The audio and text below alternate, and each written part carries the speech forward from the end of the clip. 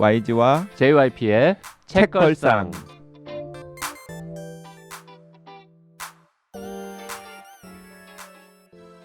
책에 관한 걸쭉하고 상큼한 이야기 YG와 JYP의 책걸상이 찾아왔습니다. YG 강량구입니다. JYP 박재영입니다. 자, 지난 시간에 이어서 전라디언의 굴레 저자 조귀동 기자님 나와 계십니다. 어서 오십시오. 네, 다시 불러주셔서 감사합니다. 감사합니다. 네, 반갑습니다. 오늘 책걸상 498회. 다음 주가 500회야. 500회. 500회 특집은 없습니다. 네, 그냥 평범하게 지나갈 겁니다. 네. 또 다음 주가 설날 연휴여가지고 사실 500회에 누가 출연할지 아직 안 정해졌죠. 우리가 이렇게 하루하루 특집 할 수도 있어요. 또 그 사이에 뭐 하나 생기면. 네. 자, 조기동 기자님, 잠깐만 기다려 주시고요. 댓글 몇 개 읽겠습니다. 늘 푸르름님, 드디어 책걸상 시즌 4 시작되었군요. 축하합니다. 지금 밖에는 비가 주룩주룩 내리고 추워서 이불 속에서 뒹굴거리며 오디오 클립 듣고 있습니다. 아, 좋다. 다시 돌아온 YG와 JYP 좋아요. YG의 선견지명 펀딩 금액 맞춘 거에 박수를 보냅니다. 시즌 시작을 알리는 장강명 작가님 반갑습니다. 400쪽 넘어가면 안 읽는 JYP처럼 저도 책이 두꺼우면 손이 잘 안 가더라고요. 하지만 장강명 작가님의 재수사는 꼭 읽어보고 싶습니다. JYP님도 읽으시겠죠? 나 바쁘단 말이야 하는 JYP 목소리가 귓가에 맴도네요. 네, 민영함님께서도 댓글 남기셨는데요. 장강명 작가님이 좋아하는 작가 중 조지 오웰과 제임스 엘로이는 저도 좋아하는 작가입니다. 도스토옙스키는 저도 완역이 어렵더라고요. 완독이 어렵더군요. 포로스터, 피에르 르메트르 책걸상 통해 알게 된 정진영 작가도 좋아하고요. 다음 주 나오실 깜짝 게스트가 혹시 책걸상 청취자이시며 작가님과 같이 사시는 분 아니신가요? 조심스레 추리해봅니다. 네. 이거 어떻게 아셨지? 이거를? 그러니까요. 야, 우리가 뭐 힌트를 흘렸나? 힌트를 흘렸나? 아닌데. 네. 야, 놀라운 추리다. 그리고 이분들이 부부 동반으로 어디 같이 나가서 활동하거나 한 적이 처음 전혀 없는 분인데 책걸상에서 처음 나오신 건데 어떻게 맞췄지? 그러니까요. YG가 어디 가서 흘린 거 아니야? 전혀. 저 그렇게 입산 사람 아니에요. 입은 싸지. 입은 싼데 지킬 건 지키는. 장강명 본인이 흘렸나 어디 가서? 그랬나? 시즈루님. 새해 맞이 인사드립니다. 펀딩 성공 그리고 시즌4 시작을 진심으로 축하드리고 올해도 책걸상을 즐길 수 있게 해주셔서 정말 감사합니다. 이건 뭐 책걸상을 즐길 수 있게 해주신 게 여러분들이죠. 뭐 우리한테 감사할 게 있습니까? 시즌4의 시작도 장강명 작가와 함께 한다는 소식을 듣고 작년 8월에 일본어판이 나온 우리들의 소원은 전쟁을 읽은 소감을 올리겠습니다. 5년 전쯤에 원서 읽었을 때도 아주 재밌게 읽기는 했지만 이 정도까지였다니 라고 놀라면서 읽었답니다. 당시 저는 하나하나의 에피소드의 재미로 페이지를 넘어갔고 금방 읽어버리긴 했지만 사실 조선해방군, 평화유지군, 희망부대 같은 조직명이 헷갈려서 제대로 이해하지 못했던 것 같습니다. 그런데 이번에 일본어로 읽으니 등장인물들의 입장도 명확히 알 수 있었고 그래서 그 사람들의 행동도 훨씬 현실감 있게 다가오고 번역의 힘이라는 걸 새롭게 느꼈으니 저도 이런 번역가가 되기 위해 올해도 열심히 노력하겠습니다. 표지는 어디서 본 듯한 노란색이죠? 표지 사진까지 올려주셨습니다. 치주루님 댓글 감사드리고요. 그 치주루님 일본에 사시는 책걸상 애청자시거든요. 일본인이세요. 그리고 번역하시는 일본인이신데 책걸상을 들으세요? 네. 한국말도 잘하시니까. 역시 세계로 뻗어가는 책걸상. 그런데 제가 치주루님 그 댓글을 조기동 기자 편 마지막으로 배치를 한 이유가 있습니다. 혹시 조기동 기자님 책 중에서 번역 관련된 논의가 되고 있는 책은 없나요? 아직은 안 들어오더라고요. 저는 세습 중산층 사회나 혹은 이번에 전라디언의 굴레 같은 책. 전라디언의 굴레는 너무 한국적인 문제라서 한국 사람 아니고는 이해하기 어려울 것 같고 세습 중산층 사회 같은 경우는 저는 왜냐하면 일본의 그 문제를 다룬 르포르타주나 아니면 그 인문사회학 서적이 한국이나 중국으로 종종 번역이 되어서 화제가 되는 경우가 있잖아요. 왜냐하면 그게 일본만의 문제가 아니라 한국이나 중국이나 대만에서도 여전히 문제이기 때문에 그래서 세습 중산층 사회 같은 경우에는 일본으로 번역이 되면 상당히 반향을 일으킬 수도 있지 않을까라는 생각이 드는데.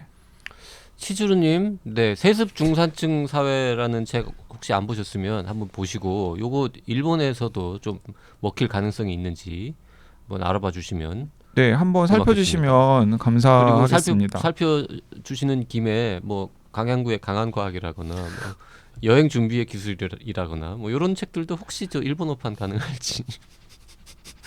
그러고 보니까 그 번역스 이야기가 나오니까 제가 최근에 재밌는 에피소드가 하나 있었어요. 그 오래된 연장통이라고 하는 그 진화심리학을 다룬 과학책을 쓰신 전중환 경희대학교 교수님께서 정말 100만 년 만에 전화를 하셨어요. 그래가지고 뜬금없이 새해 인사를 간단하게 한 다음에 제 영문 이름을 물어보더라고요. 오호. 그래서 아니 근데 정 교수님 오랜만에 연락하셔가지고 갑자기 영문 이름을 왜요? 그랬더니 저거 페이스북에 쓰는 영문 이름이 제 여권 영문 이름이에요. 그랬더니 아 그렇군요. 네 알겠습니다. 그런데 무슨 일이세요? 그냥 끊어. 그러고 무슨 일이세요? 그랬더니 그 국가에서 번역 사업의 대상 도서로 선정이 되어가지고 어느 책이? 자기가 몇 년 전에 펴낸 오래된 연장통이라고 하는 책이 외국 영어로 번역이 되어가지고 외국에 소개가 될 예정인데 이제 서문에 도움 주신 분들 이름에 제 이름이 들어가 있어가지고 그걸 아예 이참에 뭐 새해 인사도 할 겸 다 물어보고 있다는 거예요. 영어 진짜로 쓰는 이름이 무엇인지를. 그래서 전화를 했다고 그러면서 본인이 되게 쑥스럽다는 거예요.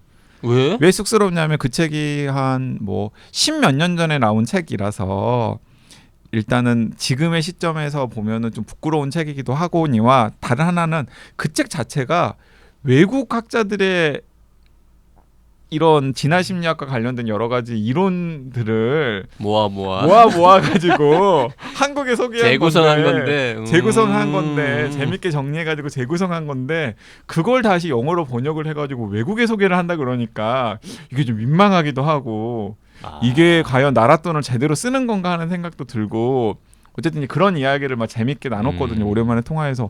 그런데 세습 중산층 사회 같은 경우는 전혀 다르잖아요. 전 세계에 누구도 쓸 수 없는. 그렇죠. 전 세계에 누구도 쓸 수 없는. 그리고 솔직히 한국이 제일 심하지 않을까요? 다른 나라와 비교했을 때. 다른 나라도 뭐 세습 이게 문제가 되긴 합니다만. 이런 식으로 빨리 구조가 변화하는 건 한국이 가장 심하겠죠 아마. 그렇죠. 그러니까 다른 나라에서도 앞으로 등장할 수도 있는 그리고 진행 중인 문제를 한국 케이스를 가지고 굉장히 잘 분석한 책이잖아요. 그래서 그걸 이렇게 세계 출판 시장에 내놓으면 여러 가지 의미가 있겠다라는 생각이 순간 들었어요. 오지랖도 넓은 YG가 그 뭐 나라에서 이렇게 나라 돈으로 좋은 책 번역하는 프로젝트 그 담당자나 무슨 심사위원 이런 사람들한테 세습 중산층 사회 한번 추천하세요. 간절한 메일이라도 써야 되나. 근데 그러면은 외국 거판 나와서 돈 좀 벌면 커미션 좀 나오나요 저한테? 한번 해볼까요? 왜 한숨을 쉬세요? 마음속으로만 생각했으면 좋았을 이야기를 어련히 알아서 챙겨줄까봐. 자, 이 책 전라디언의 굴레 읽으면서 참 재밌었는데요. 참 재밌었고 막연히 이러려니 했던 부분들 확인한 부분도 있고 이 정도야? 라고 생각한 부분도 있는데 읽으면서 계속 이제 약간 걱정됐던 게 정작 본인도 광주 출신이고 호남 사람인데 호남 사람들한테 욕 좀 먹겠는데?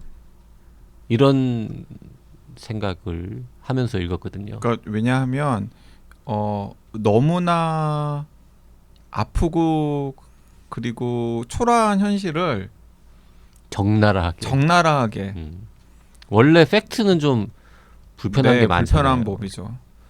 근데 그 불편한 거를 이렇게 다 까발렸는데 주변의 반응은 어때요? 호남 사람들의 반응, 특히 호남 출신?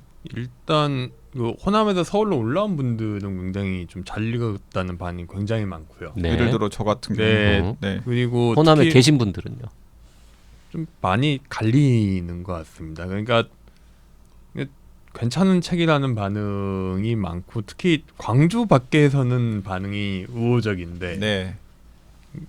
제일 재밌는 건 광주에서 약간 기득권을 갖고 계신 분들 이런 분들은 좀 불편해하시는 것 같고 그러니까 전라남도, 전라북도, 광주가 있을 때 네. 특히 이 책에서 많은 케이스가 소개되는 건 광주거든요. 아무래도 그렇죠. 조기동 기자가 광주 출신이니까 광주가 취재하기가 제일 원활했기 때문에 그리고 그랬을 텐데 호남 전체에서 어쨌든 뭐라고 표현해야 될까? 하여튼 리더십이라고 할지 파워라고 할지 뭔가 거기서 짝 먹는 분들은 하여튼 광주에 있을 확률이 높잖아요. 네. 그렇죠. 예.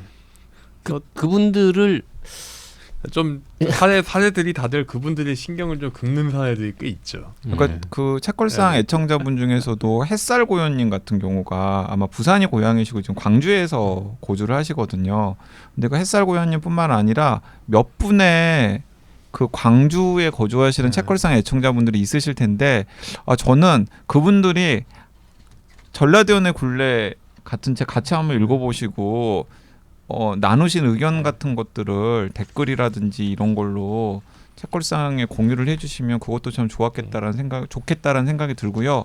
지금 JYP가 제가 말하는 동안 제 말에 전혀 귀를 기울이지 않고 지금 그거 읽으려고 그러는 거죠? 그럼요. 네.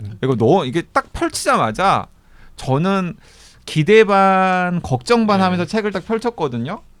그런데 그 첫 몇 문장에서 이 책은 띵작이구나라는 생각을 했죠. 그 서문의 첫 도입부를 몇 줄만 제가 읽어드리겠습니다. 코를 찌르는 닭똥 냄새. 불과 2, 3년 전만 해도 전라도에 진입했다는 걸 알게 해주는 신호는 코에서부터 왔다. 천안 논산 고속도로를 빠져나와 논산을 거쳐 익산에 들어서면서다. 인근 양계장과 소, 돼지 축사에서 풍기는 분뇨 냄새는 가만 놔두면 차 안을 온통 뒤덮어버릴 것 같았다. 그 중에서도 닭똥 냄새는 압도적이었다. 냄새가 도로를 뒤덮는 길은 전주에 다다를 때까지 이어졌다. 고속도로 표지판에 3례라는 두 글자가 나타나면 얼른 차량 바깥 공기의 유입을 막는 게 일이었다. 차량으로 서울과 이 지역을 오갈 때 어쩔 수 없이 마주해야 했던 닭똥 냄새는 한국 사회에서 전라도의 처지를 그대로 보여주는 후각적 기호다. 야, 이건 뭐 진짜 퓰리처상 수상작의 기가 도입부에 버금가는. 기가 막힌 도입부입니다. 이 도입부를 이렇게 쓰겠다고 지금 본인이 딱 결정한 다음에 본인도 뿌듯했죠. 근데 이거 맨날 차 몰고 다니면 맨날 느끼는 거라서 그러니까 천안 논산 고속도로가 그래도 호남 고속도로가 원래 되게 꼬불꼬불하게 대전까지 그렇죠. 가서 많은 네네. 시간이 오래 걸리던 길이거든요. 이게 90년대 중반쯤에 천안 논산 고속도로가 중후반에 민자로 뚫리면서 굉장히 그쪽으로 많이 다니기 시작했는데 어쨌든 그 길을 따라 나오면은 맨날 이제 느끼는 거니까 이게 뭘로 그 아직까지 저 구조가 계속 남아있는 차별의 구조가 남아있다는 걸 어떻게 해야 될까 싶은데 딱 그 생각이 나더라고요. 그리고 이제 당략이 다음 네. 쪽에 이제 그 거기에다 이제 해석이 몇 개의 통계랑 같이 나오는데 그 아마 이순신 장군이 이야기했다고 네. 하죠. 양무 호남 시무 국가, 호남이 없으면 국가도 없다. 그러니까 그 한반도의 곡창지대인 호남을 이 외구로부터 보호를 해야 어쨌든 간에 전세를 역전시킬 가능성이 생긴다라는 이야기를 이순신 장군은 한 건데 조기동 기자는 이 양무 호남 시무 국가를 이제는 호남이 없으면 국가도 없다가 아니라 호남이 없으면 치킨도 없다로 바꿔야 된다고. 왜냐하면 양무, 호남, 시무, 치킨? 네. 왜냐하면 그 전라도가 기르는 고기 소비용 닭이 전체의 40%나 된다고. 그러니까 이제 진짜 전라도 그 우리나라에서 소비되는 치킨 10마리 중에서 4마리는 전라도에서 나오는 것이기 예. 때문에 전라도가 없으면 사실은 치킨 산업 자체가 유지가 될 수 없다라는 사실이고요. 그 뒤에는 더 아픈 이야기도 나옵니다.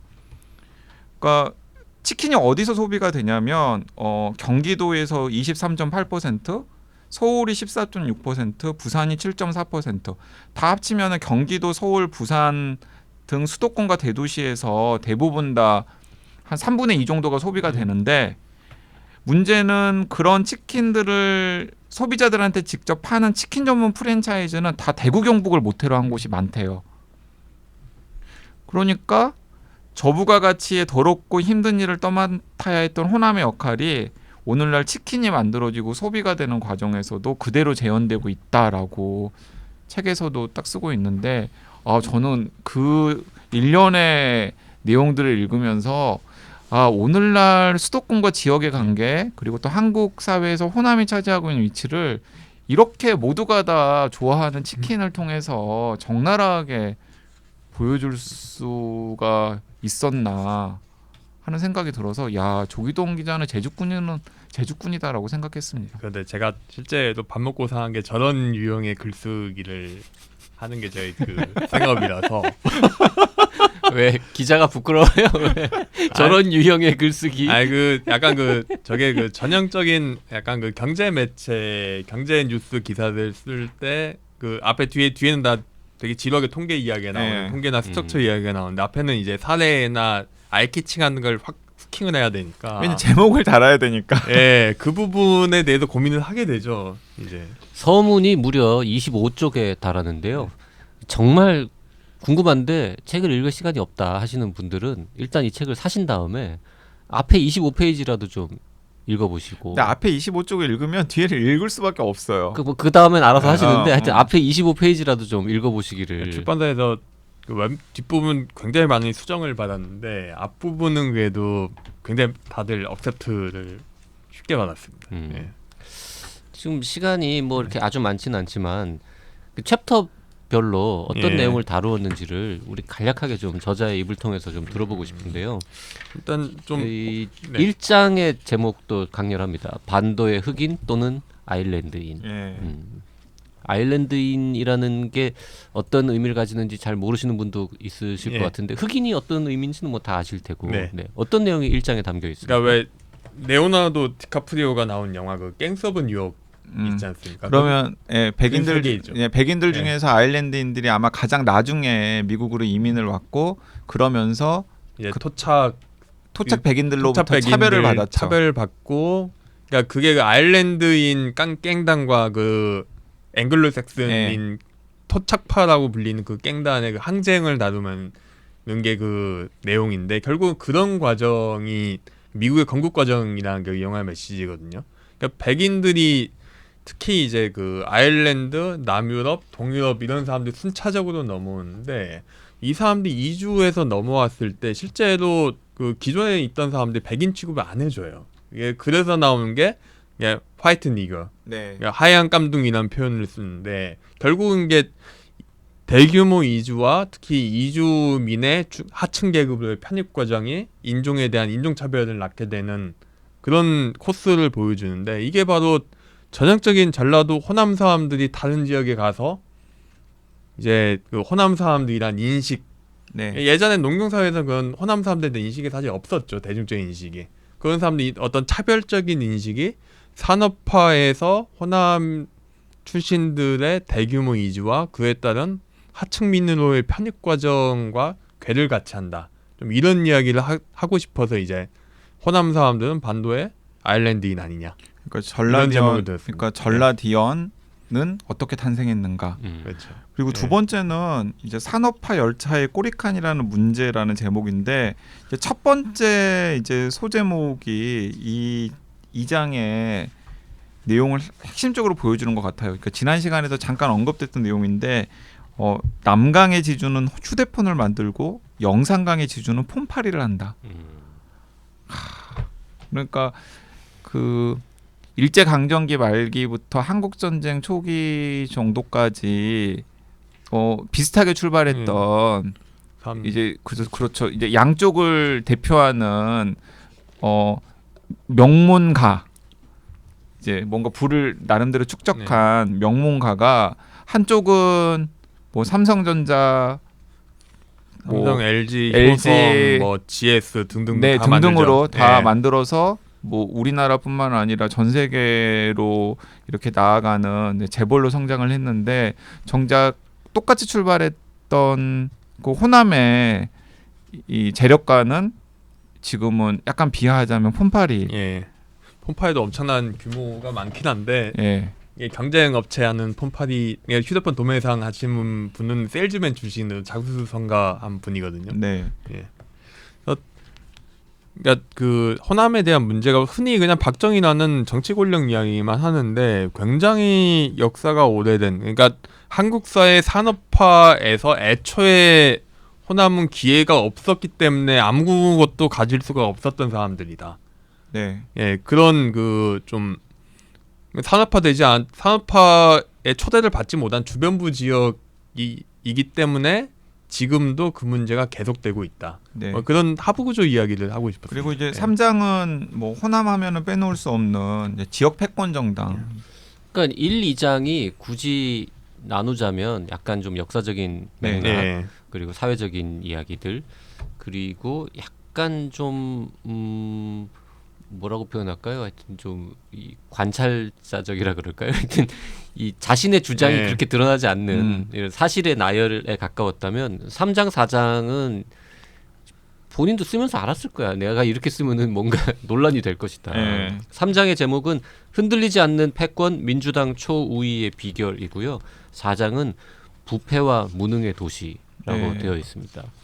이게 뭐 일정하게 겹치잖아요, 지금 이게. 아까 지난 시간에 이야기했던 그 책 뒤에 나와 있는 추천사들이 빠지게 된 그 계기를 제공한 한 문장과 실명이 애초에 네. 초판 1세에 등장했던 것도 4장 부패와 무능의 도시인 그렇죠. 거죠. 예.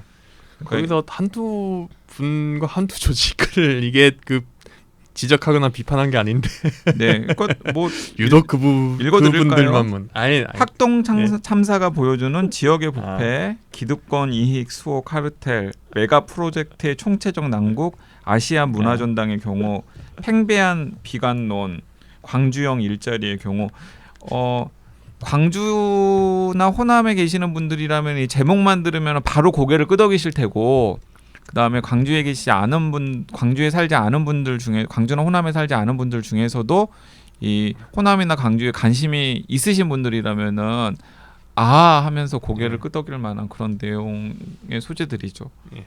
걸리는 분들이 꽤 있죠. 네.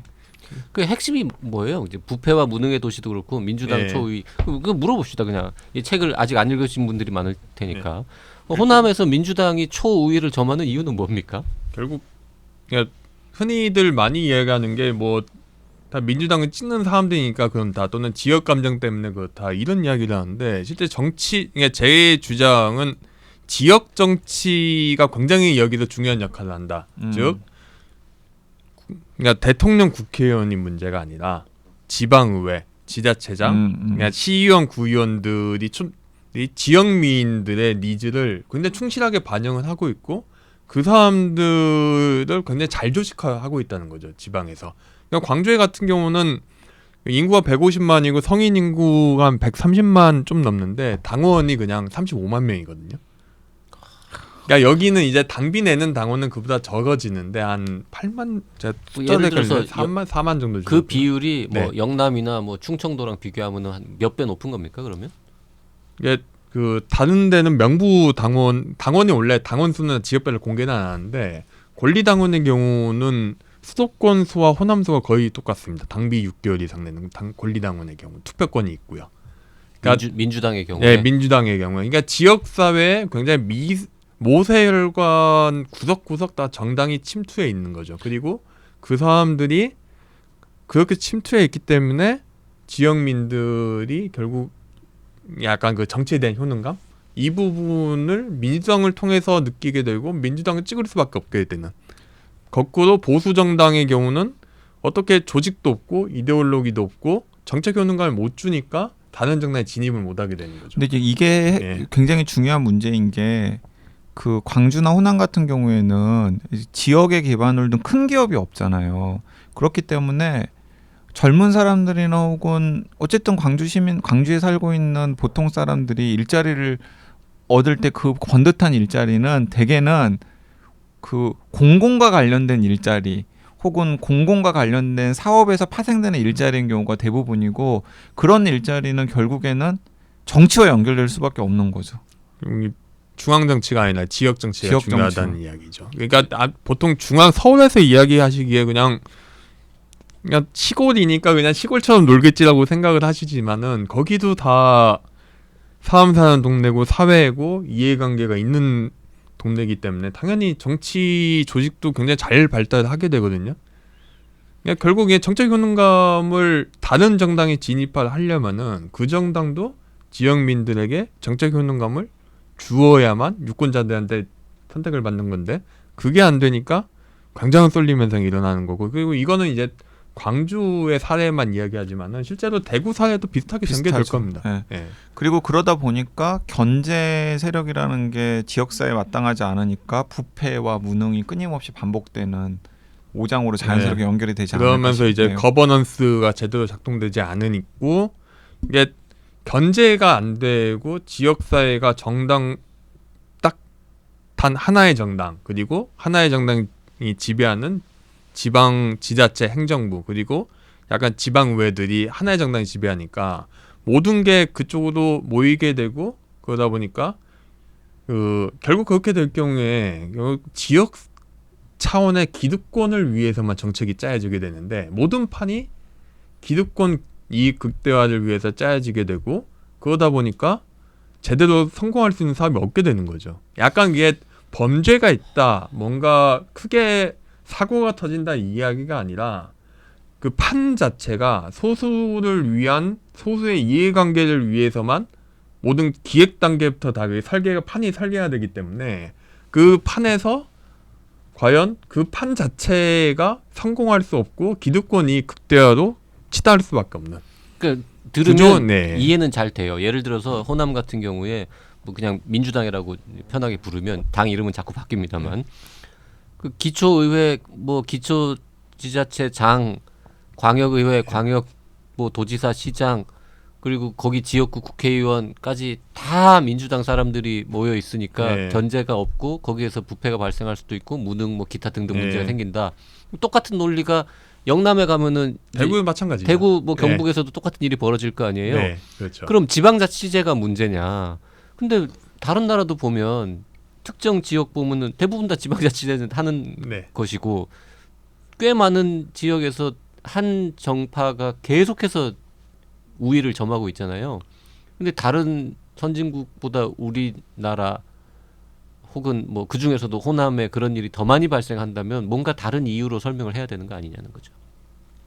저는 그 부분에 있어서는 좀 소수 정당 자체가 아예 배제가 되는 정치 환경을 좀 지적을 하고 싶은데요. 아, 정치 제도 자체가 네. 다르다. 가령 그 일본 같은 경우에 일본이 자민당 55년 독재 뭐 이런 이야기는 하지만은 일본이 또 재밌는 게 지역 수준에서 지자체는 이제 지역에 있는 사람들이 자체적으로 정당을 만들거나 무소속이 출마하는 경우가 굉장히 많습니다. 그러니까 한 정당만 있는 거 아니라 그 뭐 민주당 말고 뭐 국민의힘이 있어야 되는 거 아니냐 이런 이야기가 아니라 좀 다양한 형태의 무소속 정치인들 지역 레벨에서 정치적인 목소리를 낼 수 있는 사람들이 훨씬 더 많이 보장된다는 거죠. 그러니까 중앙 정치와는 좀 트랙을 달리하는 네. 그 지역의 보통 사람들의 목소리를 대변할 수 있는 상대적으로 건강한 그리고 뭔가 다른 시도를 할 가능성이 있는 정당들이 일본이나 혹은 유럽의 일부 나라들에는 존재할 가능성이 제도적으로 뒷받침이 되고 있는데 우리나라는 그 가능성 자체가 이제 아예 없다라는 거죠. 예, 아무도 그 관심이 안 기울이니까요. 네. 그리고 지역시 행정 같은 경우에도 되게 광역시 행정이 재밌는 게 그 도시계획위원회가 굉장히 중요하잖아요. 그렇죠. 예, 도시 구획 확정하고 어디 개발, 어디 택지 지역을 어떻게 개발하고 뭐 이런 걸 하는 데에서 한국처럼 시민들의 정보 접근성이 제한된 나라가 없어요. 그러니까 미국 같은 경우에도 이게 방청은 다 되거든요. 한국은 방청이 안 됩니다. 그러니까 오픈이 안 돼요. 아니 그러니까 도시계획위원회는 국회는 우리가 예. 들어가서 볼 수 있는데 지역에서 벌어지는 그런 주민 생활과 밀접한 결정이 내려지는 회의 같은 거는 다 비공개예요? 대부분 비공개죠. 그쵸. 그냥 안건 결과만 결과만 홈페이지에 올리죠. 속기록 같은 것도 없고.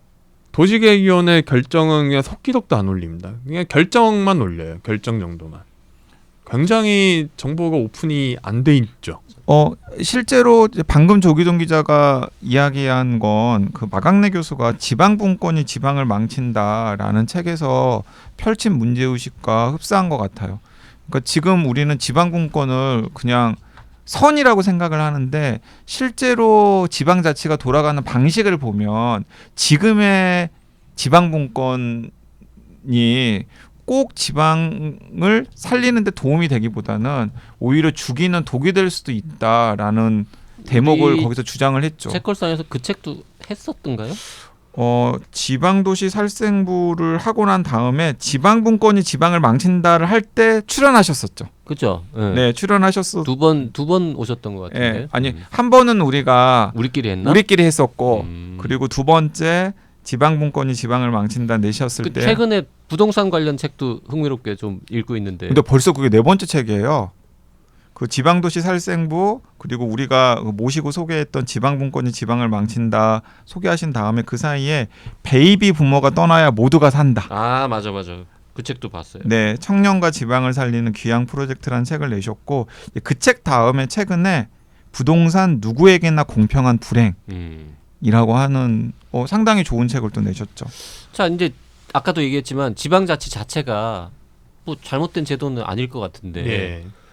왜 우리나라에서만 유독 이렇게 지방 분권이 오히려 지방을 망친다는 얘기도 나오고 비슷한 맥락에서 지금 호남의 사례를 들어서 이제 부패 무능 이런 얘기를 하셨는데 그에 대한 뭔가 대책 해결 방안 중에 하나로 아까 잠깐 지역 정당 지역 정치 살려야 된다. 그게 이제 6장에 나오죠. 그건 네. 무슨 내용인지 네. 외국에서는 지역 정당이라는 게 어떻게 생길 수 있고 어떻게 이게 활동이 가능한 건지 좀 설명 좀 해주시죠.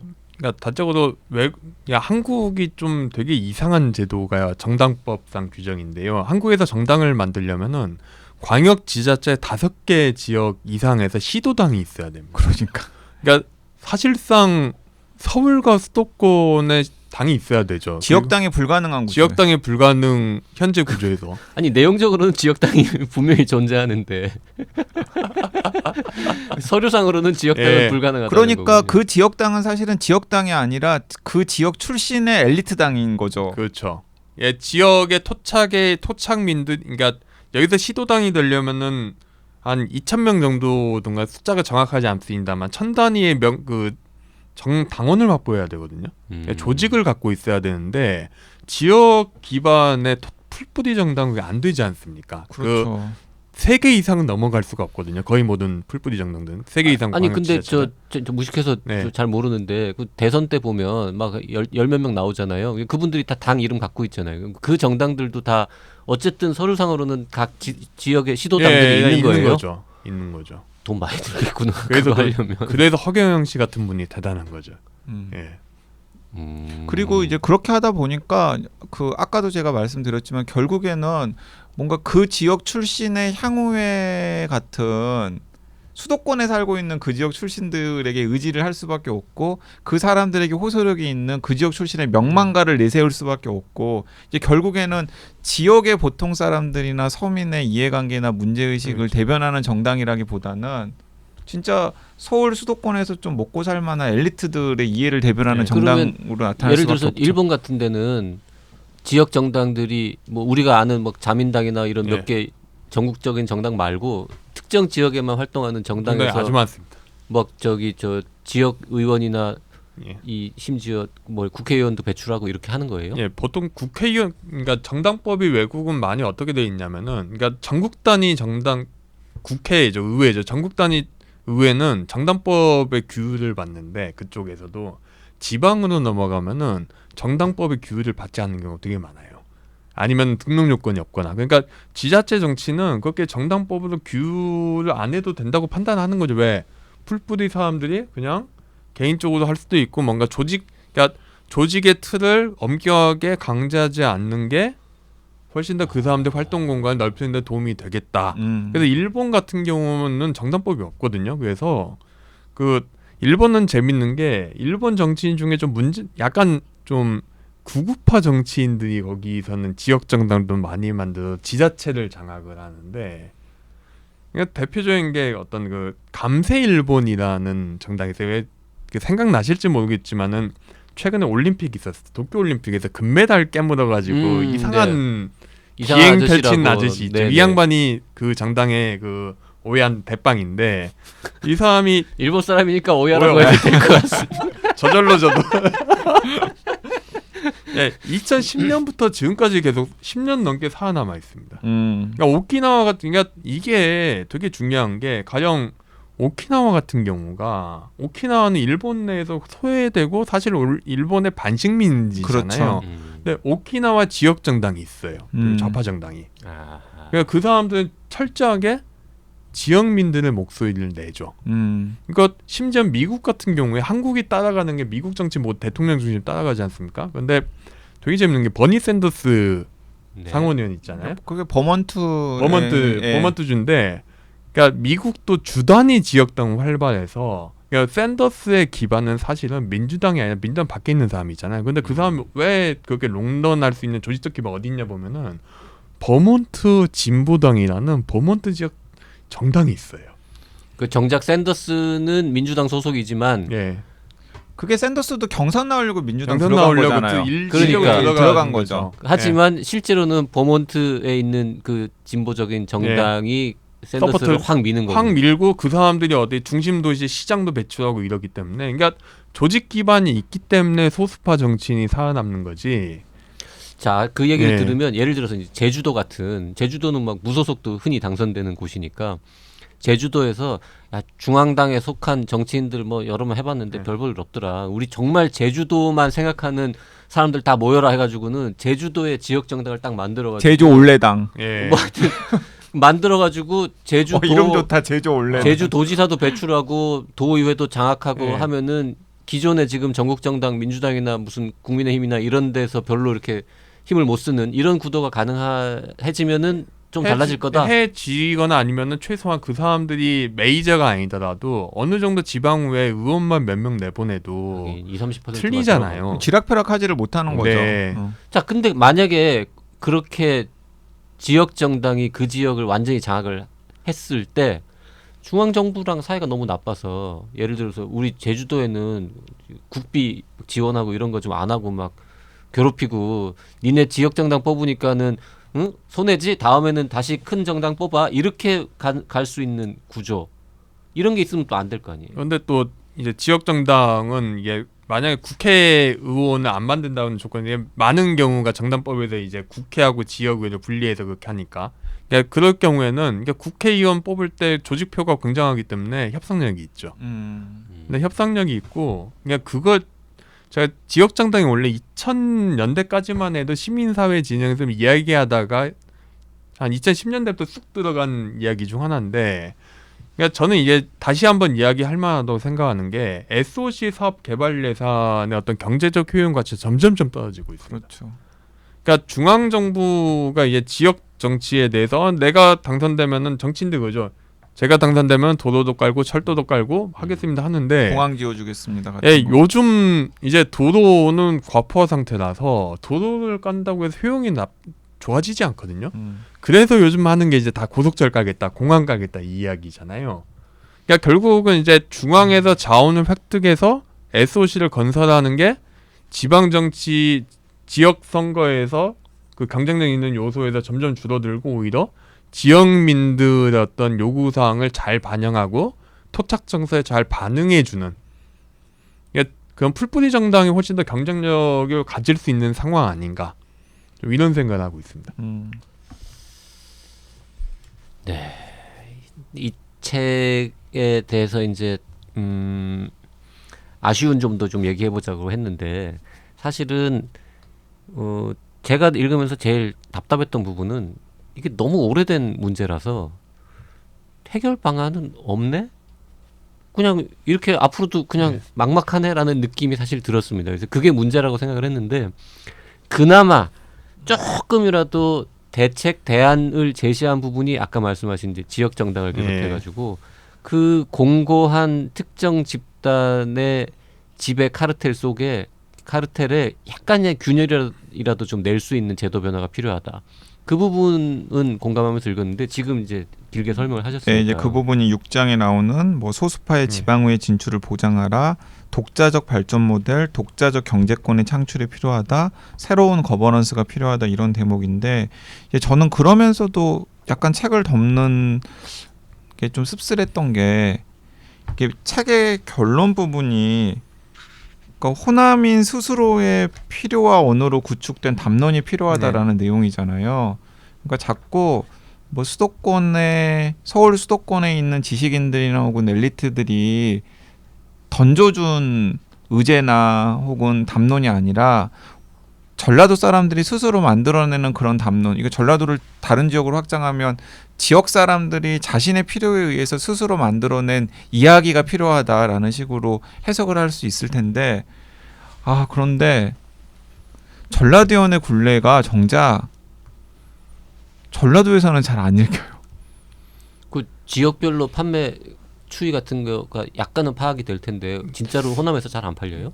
그게 파악이 안 되는 게 유통망 구조가 도매상을 통해 가지고 일괄적으로 가기 때문에 그건 전산을 파악은 안 되는데 아마 교보문고 관계자한테 물어보면 알 텐데. 지역에서는 책이 많이 안 팔릴 겁니다. 이거는 거의 근데 뭐. 이게 당장 그 언론의 반응만 놓고 봐도 알 수 있는데 이게 전라도의 문제를 다룬 것이기 때문에 예를 들어 전북이나 전남, 광주, 전주 등을 기반으로 한 지역 언론에서 대서특필하고 뭐 조기동 기자 인터뷰도 하고 뭐 논쟁도 벌어지고 사실은 그래야 것 같은데 그래야 건강한 지역사회 공론장에 돌아가고 있다라는 거잖아요. 근데 정작 이 책을 주목한 건 서울 수도권 사람들이 주로 보는 이제 그 서울의 종합지들에서 오히려 주목을 했지. 지역사회 반향은 제가 알기로는 그렇게 크지 않았거든요.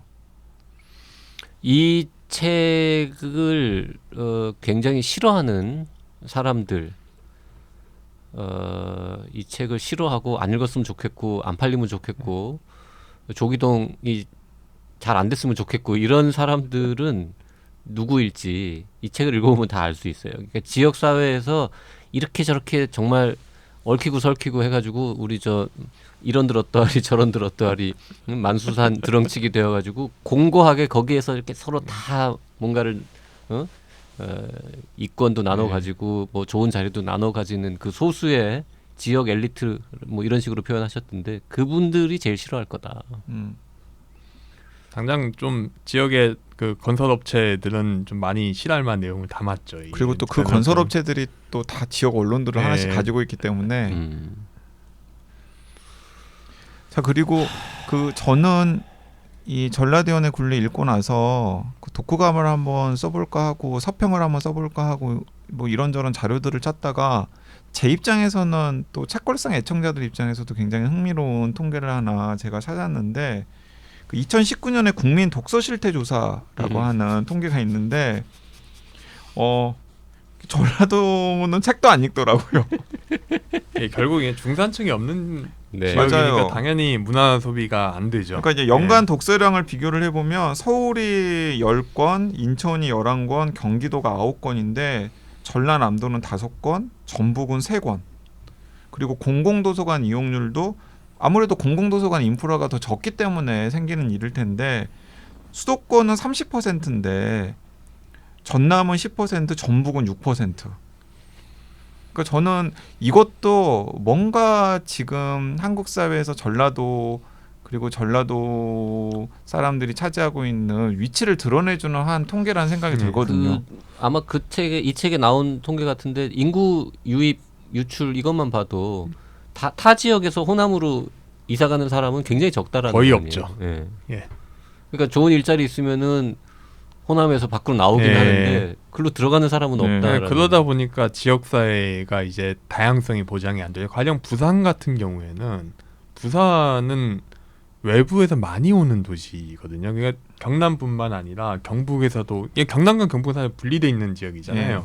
경북에서도 오시고 심지어 호남 사람들도 굉장히 많이 갑니다. 이제 일자리 찾아서. 그러니까 그리고 이북에서도 많이 내려오셨잖아요.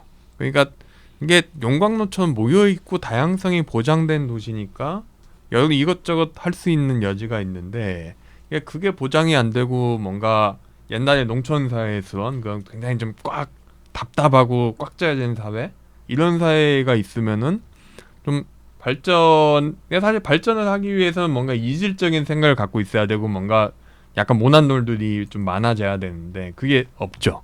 많이 부족하죠. 네.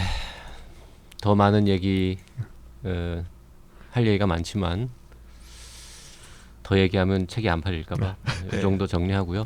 그 호남 지역에서는 이렇게 특강 같은 거 아직 의뢰가 한 번도 안 왔습니까? 그러면? 일단 이제 좀 1월 중순에 하나 좀 하려고 그러고요. 광주에서. 그다음에 방송은 어디 좀 광주 밖에 다른 지역에서 뭐 대담 하나 광주 바깥 지역에서요. 예, 할 게 있고 이제 지금 저희가 1월 지금 방송 지금 녹화 시점 며칠 뒤일 것 같은데 어디 뭐 설득집에서 인터뷰 하자고 그러셔가지고 아주 간단하게 방송 코멘트 이 정도 하고 있습니다.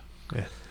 좀뭐 이래저래 그냥 뭐 지방선거 3월 대선 국면도 있는 것 같은데 대선 지나면 이제 지방선거 들어가면 또 왜 이 지역은 이제 그렇게 대통령의 열을 올렸는데 결국 남는 게 뭐냐 뭐 이런 이야기가 나올 수밖에 없기 때문에 호남뿐만 아니라 다른 지역도 비슷할 거거든요. 그래서 그때 한번 좀 다시 좀 이야기되지 않을까 이런 생각을 갖고 있습니다. 자, 호남에 관한 문제를 폭넓게 다룬 책이지만 사실은 한국의 어떤 지역 사회 전반에 관한 이야기 그리고 계속 말씀드렸습니다만 이게 단순히 그냥 이럴 것이다 이런 걸 거야라고 해석하고 주장하는 정도가 아니라 그러니까 뭔가 이렇게 데이터를 가지고 딱 보여준 다음에 누가 봐도 이렇게밖에 해석할 수 없는 그 내용을 이건 이거지라고 이제 하면서 읽다 보면은 그렇구나라고 계속 고개를 끄덕일 수밖에 없는 그런 훌륭한 책이었습니다. 그러니까 저는 어제 그 공교롭게도 치킨 먹었거든요. 근데 치킨을 딱 보자마자 바로 그게 생각이 나가지고 또 이 책을 다시 한번 떠올렸네요. 그로운업 호남. 네. 양모 호남 시무치킨이라는. 네. 실제로 시무치킨이라는 단어가 책에 나오진 않습니다. 네, 책에 나오지는 않아요. 네. 자, 2년 만에 세습 중산층 사회 이후 2년 만에 또 멋진 책을 가지고 책걸상 찾아주신 조기동 기자 감사드리고요. 많은 분들이 전라디언의 굴레 읽어주셨으면 좋겠습니다. 오늘 네. 여기까지 할까요? 네, 꼭 호남에 살고 계시는 분들이 아니라고 하더라도 한국 사회의 문제 그리고 한국 사회의 지역의 문제를 고민하시는 분들이라면 꼭 한번 읽어보시면 좋겠다라는 생각이 듭니다. 조기동 기자님 멋진 책 내셨는데 올해도 계획하신 일 잘 되시면 좋겠고요. 또 새해 복 많이 받으시고 새해 꼭 연애하세요. 제가 듣던 덕담 중에서 올해 덕담 중에서 가장 그 가슴에 사무칩니다. 네. YG, JYP 두 분 다 올해 복 많이 받으시기 바랍니다. 네, 네, 감사합니다. 감사합니다. 여기까지 감사합니다. 하겠습니다. 네.